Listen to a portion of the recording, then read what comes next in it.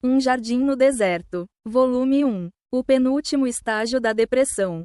Escrito por Fernando Alva, pensador autônomo. Prefácio. O subtítulo é propositalmente provocativo, pois tem a intenção de despertar sua curiosidade logo nas primeiras linhas. Concluí que há dois possíveis desfechos para a depressão: a continuação da vida ou o fim da vida, sendo o desejo de morte, ou seja, o suicídio, o penúltimo estágio. Todos os que vivem, um dia passarão pela morte. Isso é um fato. O que abordarei aqui são as formas como o ser humano se apresenta a ela. Seja por causas naturais, seja por causas não naturais. Mais precisamente, o suicídio. A depressão não escolhe um perfil único de pessoa. Ela pode afetar qualquer tipo de indivíduo, embora sua origem esteja em uma mesma fonte: trauma emocional, financeiro, existencial, entre outros. Essas pessoas podem, a princípio, ter algo em comum, mas suas realidades podem estar em lados opostos nessa história. O fato é que a depressão se manifesta quando há um choque entre a fé, alma, e o pecado, carne. Primeiro perfil: os convertidos, filhos do Senhor Jesus Cristo, escolhidos e separados neste mundo para adorar, testemunhar e servir. Segundo perfil: os céticos, filhos da perdição. Todo ser humano que se considera autossuficiente em recursos, inteligência ou força. Tentarei resumir ao máximo, mas buscando explicar claramente como cada perfil se comporta nessa situação, como entram na depressão e como conseguem superá-la. O primeiro perfil: os escolhidos do Senhor. O primeiro perfil entra no deserto quando se encontra distante do Senhor, imerso no mundo, vivendo em pecado, comprometido e fiel aos prazeres da carne, carregando o jugo da servidão. Por estar distante do Senhor, o inimigo o considera sua posse e preserva seus caminhos, para que não lhe falte o que o mantém afastado da luz e da salvação. Os problemas surgem quando o inimigo tenta controlar todos os passos, pensamentos e comportamentos. Ele não consegue, pois, mesmo distante da luz, ainda existe algo guardado no indivíduo que o faz olhar para a luz. Lembrar que existe algo além de tudo e todos. Recuar, estabelecer limites e não se entregar por completo. O único interesse do inimigo nos seres humanos é roubar suas almas de quem as criou. O Criador de todas as coisas. O Deus de Abraão, Isaque e Israel. O Deus da Bíblia. Há muito tempo, ele desistiu de ser adorado e de ter pessoas conscientemente como seguidoras. Pois, no fim, no momento da angústia, no extremo da dor, no último suspiro, o arrependimento é inevitável, mesmo em pensamento. O reconhecimento de que Jesus Cristo é o único que salva, que ele é o Filho de Deus e Salvador dos povos, se for sincero, garante a misericórdia do Senhor. Nesse contexto, ao inimigo só resta roubar o direito dos povos de serem salvos, desviando as pessoas da fé e mantendo-as em pecado até que percam a salvação. Há várias formas de perder esse direito, entre elas o pecado contra o Espírito Santo, que ocorre quando se atribuem aos demônios ou ao inferno coisas santas ou, em situações extremas, quando se blasfema diretamente contra Deus, seja por palavras, seja pela destruição do próprio corpo. Com isso em mente, perceba, o pecado é a única coisa que permite que as pessoas sejam tocadas pelo inimigo, pois isso o alimenta e o torna poderoso sobre suas vidas. Abandonando o pecado e revestindo-se das armaduras de Deus, buscando a comunhão com o Filho e o relacionamento com o Espírito Santo. Até mesmo enquanto dorme, o indivíduo estará protegido. Com o tempo, essas verdades lhe serão reveladas e se tornarão perceptíveis. O inimigo sabe disso e busca a destruição do indivíduo dia e noite. Numa tarefa incansável, saiba que um dia será dada permissão para que o inimigo haja sem essa limitação. E o pecado não será mais necessário para que ele tenha domínio sobre os povos. Contudo, creio que eu e você não estaremos mais aqui e que aquele em quem cremos fará justiça, separando os santos dos profanos. Amém. Sabendo disso, quando há chances reais de o indivíduo abandonar o jugo da servidão, seja por desprezo às coisas do mundo, por cansaço ou por arrependimento, O inimigo se revolta, entra em desespero e o leva ao deserto. Se todas as tentativas dele não tiveram sucesso, tais como tentar aprisionar o indivíduo nas drogas, tentar condenar o indivíduo ao mundo do crime, tentar corromper a essência do indivíduo, levando-o a profanar o próprio corpo ou a destruir sua descendência. Tendo o inimigo tentado destruir a vida do indivíduo de todas as formas possíveis e fracassado em todas elas, só lhe resta desistir. Isso acontece porque o indivíduo é cínico. Um escolhido que sabe disso e só peca ou se entrega aos prazeres mundanos por capricho e gosto pela libertinagem. É o que faz com que o inimigo não tenha poder sobre suas ações. Esse é um fenômeno próprio do ser humano, que nem o inimigo compreende totalmente. Não há lógica em um indivíduo frequentar o submundo, entrar em vielas, sentar-se com pecadores e, ainda assim, encontrar oportunidades para falar sobre as coisas santas, o amor de Deus e as bênçãos desse relacionamento. Perceba, a mente humana é capaz de justificar ações completamente erradas, algo que só o ser humano consegue fazer. O indivíduo pode estar condenado ao inferno por viver em pecado, mas a palavra tem poder, e mesmo as sementes lançadas sobre as rochas darão fruto no tempo devido.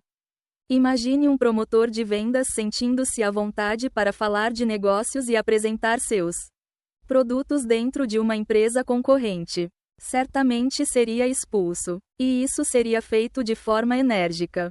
De modo semelhante, o inimigo, mesmo desejando muito a alma daquele indivíduo, cria desprezo e abandona todos os planos que tinha para ele, por perceber que não possui controle sobre suas ações. A depressão na vida desse perfil começa dessa forma. Todos os planos serão frustrados. Todas as sementes plantadas secarão. Todo o conforto será tirado dele. Amigos se afastarão ou serão afastados. O sentimento comum nessa situação é semelhante ao de um leproso, que se cobre por completo por sentir vergonha e medo da rejeição. Muitas pessoas lidam melhor com o silêncio do que com os sons dos julgamentos e a simplicidade de quem se julga ter uma vida perfeita. A dor perderá o sentido de dor. A ardência e o calor do inchaço não serão mais referência para a dor. Um novo conceito de dor será apresentado. A amargura da alma e o desprezo pela vida passarão a ser a nova referência de dor. O indivíduo deseja morrer. O indivíduo busca o fim do que considera uma total perda de tempo. Essa é a sensação de quem tenta servir a dois senhores. Será desprezado por ambos. Ninguém que conheça a agricultura lançará sementes em um solo despreparado, fora do tempo certo ou sem as condições necessárias para o plantio. De modo semelhante, o indivíduo que chega a esse ponto na vida tem o conhecimento e as referências para o sucesso, a prosperidade e a paz, mas não possui as ferramentas para iniciar esse processo. O que antes se conhecia como fracasso, falência ou frustração, hoje o mundo chama de depressão. A depressão é um sentimento de total invalidez. O indivíduo olha para a própria existência, fixa o olhar em um futuro distante e se desespera, pois não tem as ferramentas para viver uma vida com qualidade até o tempo projetado por ele. Para uma pessoa de idade avançada, esse sentimento é praticamente o estágio inicial de sua morte. Para um jovem, que nem conheceu a vida nem navegou por ela, é muito mais letal, pois os jovens possuem uma mentalidade repleta de informações. Quando um jovem de 20 e poucos ou 30 e poucos anos compara o tempo que já viveu com o provável tempo que ainda viverá, ele se desespera novamente, pois ninguém em depressão deseja viver, muito menos por tantos anos. É muito improvável que um indivíduo temente a Deus atente contra a própria vida. Se um escolhido do Senhor, sob o efeito de entorpecentes ou alcoolizado, em estado inconsciente, atentar contra a própria vida, ele pode até morrer, mas, no mesmo instante, será ressuscitado, sem nunca perceber isso ou ter a oportunidade de agradecer pela graça recebida. Uma pessoa que tem um testemunho de quase morte ou que, após um trauma, repensou a vida e regressou aos pés do Senhor nem imagina quantos livramentos recebeu de Jesus. Cristo. Se um indivíduo deseja entregar-se à morte e abandonar de vez a vida neste mundo, que o faça de forma consciente e com total lucidez.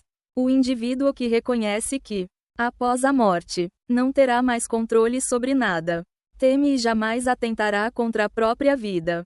Todos devemos aceitar que as pessoas tomam decisões o tempo todo e, mesmo conscientes das consequências, podem se revoltar contra o Criador e atentar contra a vida, rejeitando a dádiva recebida. A fé consiste em crer no que não se vê, em acreditar que, onde nossas mãos não alcançam, o Senhor alcançará por nós, porque cremos nele, pois um dia fomos chamados e escolhidos por ele, e o aceitamos como nosso Senhor e Salvador, nosso intercessor em tudo. Se escolhemos Jesus, escolhemos viver, escolhemos a vida, a morte na vida e a vida após a morte, a vida eterna, que nenhum homem conhece, conheceu ou conhecerá e voltará para dar testemunho. A Bíblia nos apresenta homens que não passaram pela morte, que foram arrebatados. Contudo, só Jesus Cristo veio a este mundo, foi morto, ressuscitou e vive, intercedendo por nós. Essa é a verdade que nos redime.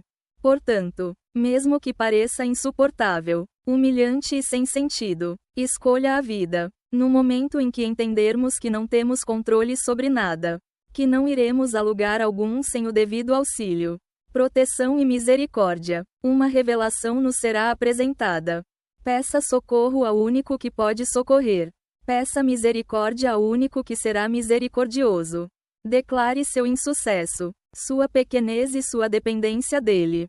Reconheça que, sem a ajuda dele, seria impossível caminhar sem tropeçar a todo momento, pois todas as coisas estão sob o controle de Deus. Erra e peca quem toma para si todas as responsabilidades, todo o sucesso e todo o testemunho de suas obras. O homem não tem controle sobre o ar, a chuva ou o tempo, quanto mais sobre o que acontece na terra, abaixo ou acima dela. Mesmo que um homem, detentor de vasto conhecimento, rico em intelecto e com muitos méritos, se ache superior às questões religiosas ou de fé, ao ponto de se sentir autossuficiente, ele erra, pois nem o que lhe é servido em suas refeições passou por suas mãos. Ele não arou a terra, não lançou a semente, não colheu e muito menos preparou o que agora consome.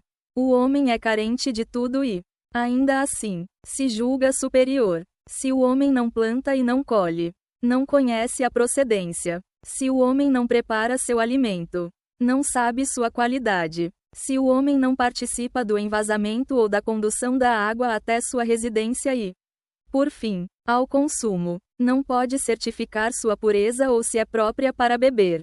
O homem é dependente, mesmo que não o reconheça. Confiança demais ou fé. O homem serve e é servido o tempo todo e, ainda assim, se julga superior, classificando indivíduos por suas qualificações ou, no pior dos casos, por classe, origem e situação econômica. Para este, está reservado um caminho diferente e uma condenação severa. Iniciamos aqui a análise do segundo perfil alvo da depressão. O segundo perfil, os céticos, os maiores crentes da Terra. Muito se fala sobre as coisas que vêm do alto, sobre a graça dada aos povos pelo Criador de todas as coisas. Para os primeiros gregos, o Deus desconhecido. Para os muçulmanos, Alá. Para os judeus, cristãos e evangélicos, Deus. YHWH. Eu sou. Nem sempre quem ouve com atenção tem boa intenção. Muitos são fiéis ao Deus único, com amor sincero e devoção às coisas santas. Eles profetizam, operam milagres, anunciam a palavra, batizam e convertem pessoas em nome do Pai, do Filho e do Espírito Santo. Para essas pessoas, tanto as que servem na obra quanto as que testemunham e se propõem a confessar e praticar a fé, o Senhor tem preparado um lugar em seu reino. Nisto creio e verdadeiramente dou testemunho.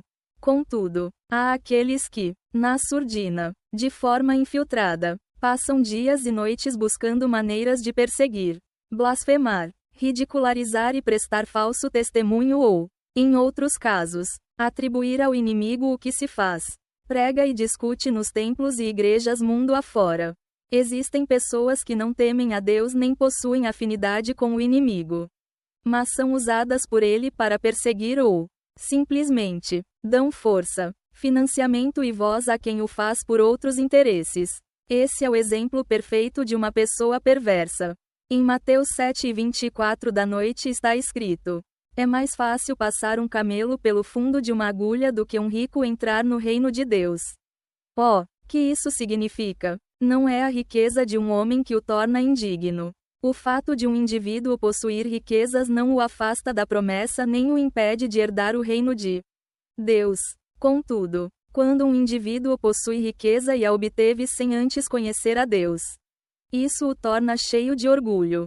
Tanto o coração quanto a mente ficam repletos de falsos méritos, sem espaço para a humildade e o reconhecimento. Tampouco haverá oportunidade para o arrependimento e um verdadeiro encontro com o Senhor. A verdade é que uma pessoa rica pode tocar o coração de Deus. Ela pode agradá-lo com suas ações e com um amor verdadeiro e sincero. E Deus a recompensará em vida. No entanto, somente Jesus é capaz de conceder ao homem recompensas além desta vida. Sabendo disso, analise comigo o que acontece quando um rico é levado ao deserto. Um homem sem compromisso com as coisas santas, que não é convertido, não foi batizado e não vive em comunhão com o Senhor, provavelmente não seria capaz de citar alguns livros da Bíblia. Portanto, o interesse desse indivíduo está baseado na descrença, no escárnio e na vontade de causar dano real à obra de Deus. Existe uma canção famosa intitulada "E Started a Joke". O compositor relata na canção: ele vivia rindo e se divertindo com alguma situação ocorrida em seu cotidiano. Para ele não havia seriedade naquilo que era alvo do seu deboche. Na mesma canção, ele relata que se deu conta que a piada era ele próprio. Ele ria enquanto fazia os outros chorarem. Então ele afirma na canção que agora, ele chora enquanto os outros estão rindo. Na minha interpretação, esse é um testemunho de um homem rico que busca alcançar o perdão e se reconciliar com o que julga verdadeiro. Esse tipo de testemunho, quando feito de forma correta, tem o potencial de atrair a atenção de Deus. O arrependimento sincero é um sinal de amor verdadeiro, algo que agrada a Deus e recebe grandes bênçãos. Contudo, como mencionado, a salvação é individual e está restrita ao relacionamento sincero e fiel com o Salvador dos povos, Jesus Cristo, o Filho de Deus. Em Mateus 10:32,33 está escrito: portanto, qualquer que me confessar diante dos homens, eu o confessarei diante de meu Pai, que está nos céus. Mas qualquer que me negar diante dos homens, eu o negarei também diante de meu Pai, que está nos céus. Também está escrito em Mateus 5,6. Quando orares, não sejas como os hipócritas, pois se comprazem em orar em pé nas sinagogas e às esquinas das ruas, para serem vistos pelos homens. Em verdade vos digo que já receberam o seu galardão. Mas tu, quando orares, entra no teu aposento e, fechando a tua porta, ora a teu Pai que está em secreto. E teu Pai, que vê em secreto, te recompensará publicamente. Estas palavras devem ser analisadas todos os dias de nossas vidas. Nosso relacionamento com Deus deve ser puro e sincero. Contudo, é necessário praticar a fé, ser visto frequentando a casa de oração, dar o devido testemunho no altar, evangelizar, orar pelo prisioneiro e visitá-lo em seu cárcere, orar pelo enfermo e visitá-lo em seu leito de dor, batizar o convertido, ensinar os pequeninos no caminho em que devem andar, respeitar os mandamentos, tendo a própria vida como exemplo, alimentar o faminto. Ao fazer essas coisas, pratica-se a fé. Essa é a forma como confessamos a Jesus. A obra cresce e se mantém com o testemunho e a oferta dos justos. Em Mateus 25:33,46 está escrito: e porá as ovelhas à sua direita, mas os bodes à esquerda. Então dirá o rei aos que estiverem à sua direita: vinde, benditos de meu Pai, possuí por herança o reino que vos está preparado desde a fundação do mundo. Porque tive fome, e destes-me de comer, Tive sede, e destes-me de beber. Era estrangeiro, e hospedaste-me. Estava nu, e vestiste-me. Adoece, e visitaste-me. Estive na prisão, e foste-me ver. Então os justos lhe responderão, dizendo: Senhor, quando te vimos com fome, e te demos de comer? Ou com sede, e te demos de beber? E quando te vimos estrangeiro, e te hospedamos? Ou nu, e te vestimos? E quando te vimos enfermo, ou na prisão, e fomos ver-te? Respondendo o rei, lhes dirá: Em verdade vos digo que quando o fizestes a um destes meus pequeninos irmãos, a mim o fizestes. Então dirá também aos que estiverem à sua esquerda: Apartai-vos de mim, malditos, para o fogo eterno, preparado para o diabo e seus anjos. Porque tive fome, e não me destes de comer. Tive sede, e não me destes de beber. Sendo estrangeiro, não me recolhestes. Estando nu, não me vestistes. E enfermo, e na prisão, não me visitastes. Então eles também lhe responderão, dizendo: Senhor, quando te vimos com fome, ou com sede, ou estrangeiro, ou nu, ou enfermo, ou na prisão, e não te servimos? Então lhes responderá, dizendo: Em verdade vos digo que, quando a um destes pequeninos o não fizestes, não o fizestes a mim. E irão estes para o tormento eterno, mas os justos para a vida eterna. Tenha em mente que Deus não faz distinção de pessoas. Todos, crentes e não crentes, estamos sob a autoridade dele. Pois somos carne e do pó da terra ele criou o homem. Em Atos 10, 34,35 está escrito: abrindo Pedro a boca, disse: Reconheço por verdade que Deus não faz acepção de pessoas, mas que lhe é agradável aquele que, em qualquer nação, o teme e faz o que é justo.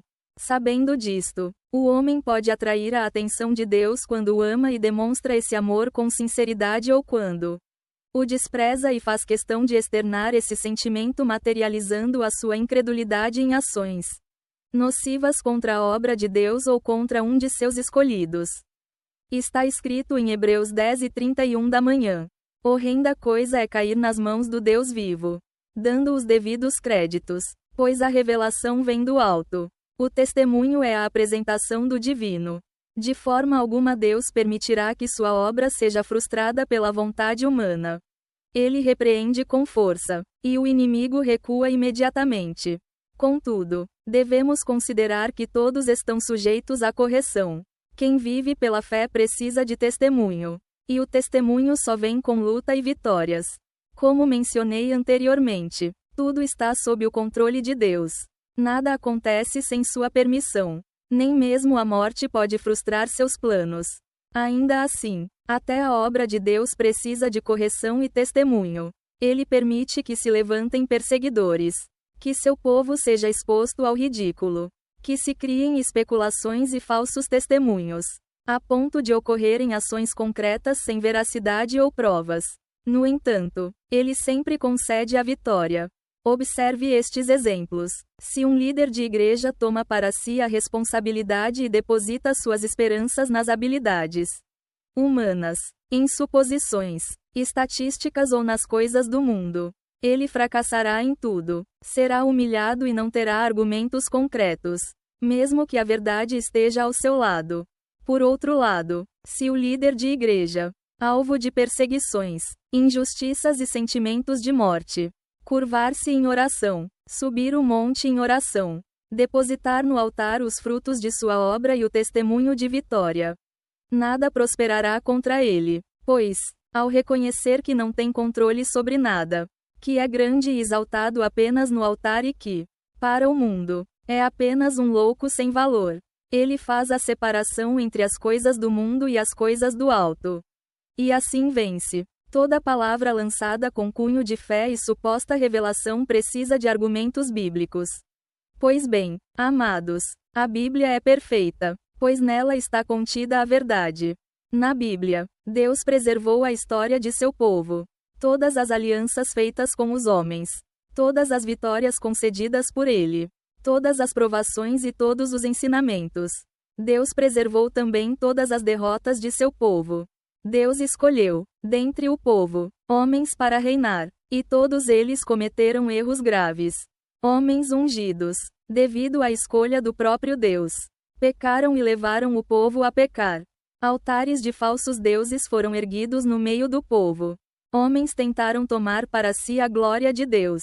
Homens do povo de Deus trocaram o amor puro e perfeito por relacionamentos com mulheres e falsos deuses. O Senhor Deus entregou seu povo à escravidão nas mãos de estrangeiros e a terra santa aos inimigos. Tudo isso como punição pela rebeldia de seu povo. Deus revelou sua ira enviando o dilúvio, poupando apenas Noé e sua família. Deus revelou a queda de Lúcifer e, com ele, a terça parte dos céus. Deus revela tudo isso para mostrar que o único perfeito é Ele. Nem o próprio Filho foi poupado. Quem dirá um servo? Deus espera que sejamos filhos melhores do que aqueles que foram expulsos por sua rebeldia. Feitas essas considerações, é verdade o que digo. Deus disciplina seu povo, dando a cada um sua própria cruz para carregar. Todo aquele que carregar sua cruz sem murmurar ou blasfemar terá a graça de Deus. Todo aquele que, mesmo oprimido pela dor, for capaz de dar glórias a Deus, falar bem dele e confessar seu amor por ele, vencerá. O mundo não é lugar para os santos. Esta não é a morada dos escolhidos. O homem que busca alcançar sua salvação não deve amar as coisas deste mundo. Contudo, deve-se saber que a morte um dia virá. E não temê-la significa que o indivíduo já está desconectado deste mundo. Isso significa que o indivíduo sabe que vive e continuará vivendo, pois Cristo vive e está presente nele. Agora que você compreende os motivos que levariam Deus a intervir contra a ofensiva à sua obra ou ao seu povo, podemos prosseguir. A depressão na vida de uma autoridade ou de um homem rico é completamente diferente. Os sintomas e a forma como tudo ocorre são semelhantes, mas o impacto na vida do indivíduo é bem diferente. Quando o rico começa a acumular fracassos, o amor que ele tem pelo dinheiro é semelhante ao amor que o escolhido tem por Deus. O rico simplesmente toma decisões radicais para solucionar seus problemas. No momento em que a crise financeira bate à porta, no momento em que os negócios são afetados, o rico possui formas de amenizar e se recuperar. Ele jamais chegará ao fundo do poço, a menos que Deus tenha planos para ele. Caso contrário, ele se restabelece e atribui a si mesmo o mérito pela recuperação. Perceba, o que faz um homem rico é sua capacidade de gerir e acumular recursos. Mesmo que perca milhões ou bilhões, isso perderá importância quando ele voltar a ganhar esses mesmos milhões ou bilhões. Na lógica, perder milhões ou bilhões é algo que se foi, não volta, e deveria ser motivo de preocupação e ser levado a sério. Porém, a visão do rico é uma visão de fé, mas fé no dinheiro. Qualquer pessoa que entenda o que é a fé e como exercê-la pode, por si mesma, compreender o que digo. O rico sempre atribuirá suas vitórias nos negócios a si mesmo e à sua expertise. Contudo, suas derrotas nos negócios ele sempre creditará à situação econômica, ao momento político mundial, a alguma guerra ou a erros de terceiros. Obviamente, um rico em crise nos negócios não dará atenção a nada nem a ninguém. Ele se manterá ocupado até resolver o problema. Muitas vezes, ele vê necessidade de desfazer-se de negócios menores e avançar em outros, a fim de voltar a ter lucro. Em resumo, o rico tem tanto dinheiro que prefere abrir mão de uma quantia alta por um curto período, com a visão de recuperar uma quantia ainda maior no longo prazo. Assim, o rico passa pela depressão sem se dar conta ou sem correlacioná-la a algo sobrenatural ou divino. Isso o manterá tão ocupado que, provavelmente, durante todo o seu ciclo de vida restante, ele nunca terá interesse por algo além de seu próprio dinheiro. Porque existiram homens de fama e riqueza que cometeram suicídio ou que perderam tudo e, praticamente vivem reféns de tratamentos ou morrem por consequência disso? A resposta é única e previsível. Porque assim quis Deus. A Bíblia é um livro de fácil entendimento. Contexto simples, embora cheios de mistérios e muita revelação. Mesmo assim, muitos insistem em dizer que são poucos os que podem ler, entender e interpretar o que está escrito na Bíblia. Entenda: quem impõe os limites é o próprio homem. Se aquele que preserva a Bíblia e criou as condições para que ela fosse escrita usa uma linguagem simples e clara, obviamente suas ações também são simples e claras. Se Deus percebe que o interior do indivíduo está tão contaminado por ódio e perversidade, a ponto de estar sujeito a praticar todo tipo de mal, ele, simplesmente, encerra o tempo desse indivíduo. Perceba, não se trata de crueldade ou maldade, pois Deus não possui falhas. Deus criou a vida e a concede. O homem é a geração de Deus. E esse relacionamento ocorre antes e após a vida. O homem não tem capacidade para compreender profundamente essas coisas. Alguém poderia tentar explicar a diferença entre uma vida que termina logo após o parto e outra que se estende até os 90 anos. Seria concluído que a diferença está no tempo de vida, nas oportunidades que uma perdeu e a outra experimentou. Isso pode fazer sentido para o homem. Mas, para Deus, um dia tem a mesma significância que 1000 dias. Considerando isso, quando o indivíduo se desvia tanto dos planos de Deus e não demonstra motivação para o bem nem para o arrependimento, ele deixa de ser geração de Deus e perde seu propósito. O mesmo homem que planta e colhe sua condenação pode perfeitamente plantar e colher sua salvação. Enquanto houver vida, haverá chances para o arrependimento. Assim, vidas podem ser reescritas, e planos podem voltar a ser considerados. Da mesma forma que um escolhido pode morrer e ressuscitar sem perceber. Um rico pode passar pela ira de Deus sem notá-lo e, por isso, nunca entrará no reino de Deus. O rico não cria oportunidades para se relacionar com Deus. Assim, por não conhecer seu Criador, as promessas e as heranças disponíveis para ele, não as receberá nem será alcançado por elas. Qualquer indivíduo que, em algum momento, tomar conhecimento das coisas santas, da existência de Deus e do Evangelho de Cristo guardará essa verdade para si, sabendo que, no momento propício, poderá recorrer à misericórdia e à graça de Deus. Como mencionado anteriormente, Deus é misericordioso e cuida de todos os povos sem acepção. Ele dá as condições necessárias para a vida. Ouve e atende a todos que o invocam com sinceridade. Contudo, uma coisa é ser servido em vida. Outra é continuar a ser servido após a vida. Perceba, o comum é que sejamos nós a servir, pois somos pequenos, falhos e indignos de ao menos receber a atenção de Deus. No entanto, Jesus nos converteu em seus filhos. Convida-nos à intimidade e é nosso verdadeiro amigo. O homem pode escolher onde morar, o que vestir e, assim, proteger-se dos perigos desta vida. Ele se protege do mau tempo. Protege sua casa, evita doenças e foge das coisas que podem levar à sua morte, como enfermidades, violência ou acidentes. O homem teme essas coisas e age com astúcia para evitá-las. E quando a vida for tomada de nossos corpos, quem preservará nosso espírito? Qual morada está reservada para nós quando não mais formos capazes de administrar essas coisas? Busque a resposta enquanto ela está disponível. Medite na Bíblia. Busque a comunhão e viva com Cristo. Fernando Alva, em Um Jardim no Deserto, volume 1. Santa Cruz Cabrália, 9 de setembro de 2023.